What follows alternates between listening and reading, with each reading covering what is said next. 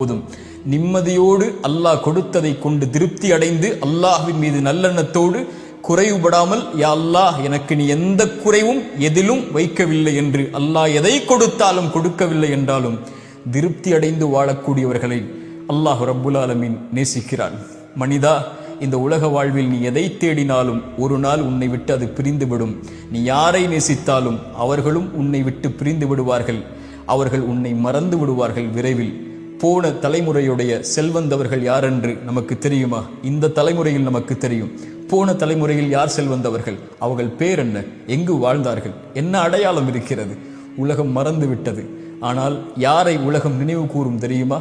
படைத்த இறைவனுக்கு நன்றியோடு வாழ்ந்து அல்லாஹ் கொடுத்ததை கொண்டு திருப்தி அடைந்து அல்லாஹ் கொடுத்ததிலிருந்து உலகம் பயனுற கொடுத்து வாழ்ந்தவர்களை உலகம் இருக்கும் வரை நினைவு கூறும். அல்லாஹ் ரப்புல் ஆலமீன் அப்படிப்பட்ட உள்ளத்தை எமக்கு தருவானாக.